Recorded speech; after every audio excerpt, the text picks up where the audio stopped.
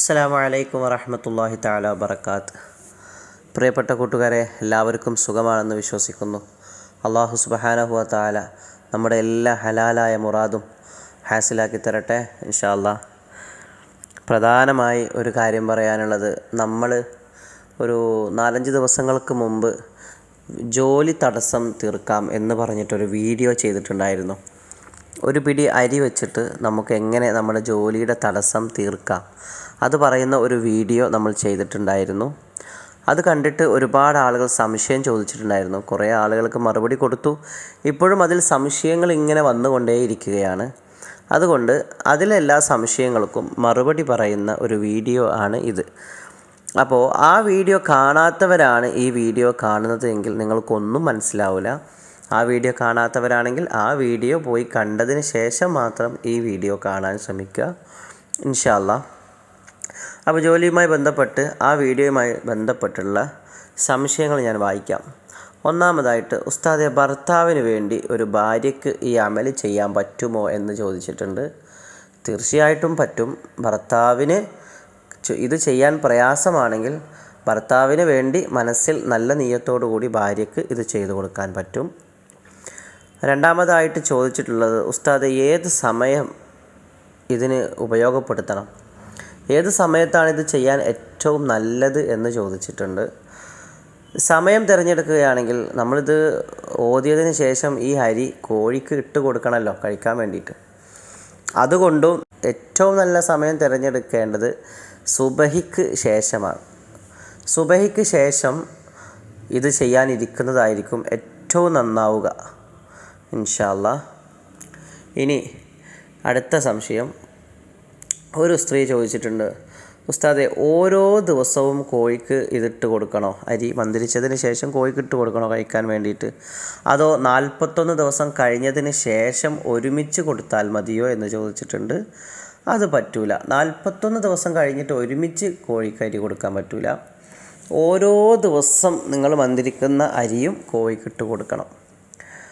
ഓരോ ദിവസത്തെ നിങ്ങളെ മന്ത്രം കഴിഞ്ഞാൽ ആ ഖുർആൻ ആയത്തുകൾ ഓതിയിട്ട് അതിൽ ഊതിയിട്ട് ആ അന്ന് ചെയ്ത അരി അന്ന് തന്നെ കോഴിക്കോ പക്ഷിക്കോ പ്രാവിനോ എന്തിനെങ്കിലും കഴിക്കാൻ കൊടുക്കണം ഇൻഷാ അല്ലാഹ്. 41 ദിവസം കൂട്ടി വെക്കരുത് കേട്ടോ ഇൻഷാ അല്ലാഹ്. അടുത്ത സംശയം, മക്കൾക്ക് വേണ്ടി ഉമ്മാക്ക് ചെയ്യാൻ പറ്റുമോ എന്ന്. സംശയം എന്താ, ധൈര്യത്തിൽ ചെയ്തോളി. മക്കൾക്ക് വേണ്ടി ഉമ്മാക്ക് ചെയ്യാം, നല്ല നിയ്യത്തോടു കൂടി ചെയ്യാം. ഏറ്റവും നല്ലത് ആ വ്യക്തി ജോലി ആർക്കാണോ ജോലി ആവശ്യം അവർ ചെയ്യലാണ്. അവർക്ക് ചെയ്യാൻ പ്രയാസമാണെങ്കിൽ ഉമ്മാക്കും ഭാര്യയ്ക്കൊക്കെ ചെയ്യാൻ പറ്റും. മക്കൾക്ക് വേണ്ടി ഉമ്മാക്കും, ഉമ്മാക്ക് വേണ്ടി മക്കൾക്കും, ഭർത്താവിന് വേണ്ടി ഭാര്യയ്ക്കും, ഭാര്യയ്ക്ക് വേണ്ടി ഭർത്താവിനും ഒക്കെ ചെയ്യാം. അങ്ങോട്ടും ഇങ്ങോട്ടൊക്കെ ചെയ്യാം കേട്ടോ, അതിന് കുഴപ്പമുള്ള കാര്യമല്ല. പിന്നെ ചോദിച്ചിട്ടുണ്ട്, ജോലിയിൽ ബറക്കത്തുണ്ടാകാൻ വേണ്ടി ഇത് ചെയ്യാൻ പറ്റുമോ ഉസ്താദേ എന്ന് ചോദിച്ചിട്ടുണ്ട്. ജോലിയിൽ ബറക്കത്തുണ്ടാകാൻ വേണ്ടിയിട്ടല്ല ഈ അമല് പറഞ്ഞിട്ടുള്ളത്. ജോലി ഇല്ലാതെ വിഷമിക്കുന്ന ആളുകൾക്ക് വേണ്ടിയിട്ടാണ്. ജോലി എത്ര ശ്രമിച്ചിട്ട് ഒരു ജോലിയിൽ ഉറച്ചു നിൽക്കാൻ പറ്റുന്നില്ല, ആ ജോലി പോയി, വേറൊരു ജോലി കയറി ആ ജോലി നഷ്ടപ്പെട്ടു. ഇങ്ങനെ ജോലി സംബന്ധമായ തടസ്സങ്ങൾക്ക് വേണ്ടിയിട്ടാണ് ഈ അമല് ഉപയോഗപ്പെടുത്തേണ്ടത്. ജോലിയിൽ ഖൈറും ബറക്കത്തുണ്ടാകാനും സാമ്പത്തികമായ അഭിവൃദ്ധി ഉണ്ടാകാനും ഇൻഷാ അല്ലാഹ് മറ്റൊരു വീഡിയോ ഞാൻ ചെയ്യുന്നുണ്ട്, അത് നിങ്ങൾക്ക് ഉപകാരപ്പെടുത്താം ഇൻഷാ അല്ലാഹ്.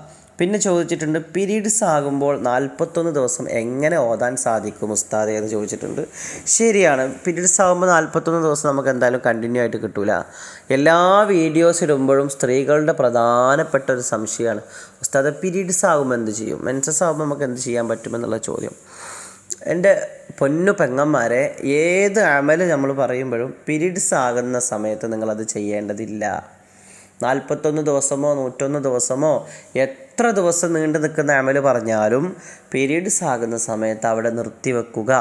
ഖുർആൻ ഓതുന്ന അമലുകളാണ് ഞാൻ പറഞ്ഞത് എങ്കിൽ പീരീഡ്സ് ആകുന്ന സമയത്ത് അവിടെ നിർത്തിവെച്ചതിന് ശേഷം ബാക്കി എന്ത് ചെയ്യുക, നിങ്ങൾ കുളിച്ചതിന് ശേഷം തുടർച്ചയായിട്ട് ബാക്കി ദിവസം കണക്കാക്കിയിട്ട് ചെയ്യാം ഇൻഷാ അല്ലാഹ്. ഓതാൻ അറിയാത്തവർ എന്തു ചെയ്യും? മുസ്ലിം ആണ് ഈ ചോദിച്ചതെങ്കിൽ, ഓതാൻ അറിയാത്ത ആളാണെങ്കിൽ നിങ്ങൾ നോക്കിയിട്ട് ഓതുക. നിങ്ങൾക്ക് ഏത് രീതിയിലാണോ ഓതാൻ കഴിയുക അത് ഓതുക. ഇനി നോക്കി ഓതാനും കഴിയാത്ത ആളാണെങ്കിൽ ഇന്ന് ഒരുപാട് സംവിധാനങ്ങളും ഒരുപാട് ടെക്നോളജി നമ്മൾ വളർന്നു വന്നൊരു കാലത്താണ് ഇപ്പോൾ ഉള്ളത്. ഇനി നിങ്ങൾക്ക് അതിന് കഴിയില്ല എന്നുണ്ടെങ്കിൽ ഒരു മൊബൈലിൽ ഞാൻ ആ പറഞ്ഞ സൂറത്ത് എന്ത് ചെയ്യുക, ഇട്ട് വെക്കുക. എന്നിട്ട് ചെവിൻ്റെ അടുത്ത് വെച്ചിട്ട് അതിൻ്റെ കൂടെ ഇരുന്ന് ഓതുക, അങ്ങനെ എന്തെങ്കിലും ചെയ്യുക. ഇനി അതും അല്ലെങ്കിൽ നിങ്ങൾക്ക് മലയാളത്തിൽ എഴുതിയിട്ട് അത് അങ്ങനെ ഓതാം.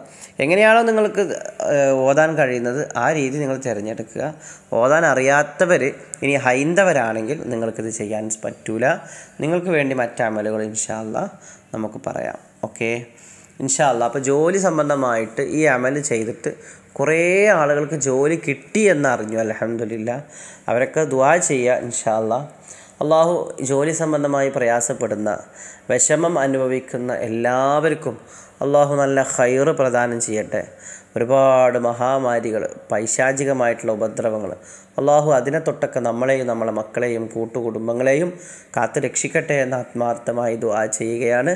ഇൻഷാ അല്ലാഹ് നിങ്ങളൊക്കെ ദുആ ചെയ്യുക. അസ്സലാമു അലൈക്കും വറഹ്മത്തുള്ളാഹി തആല വബറകാതുഹു.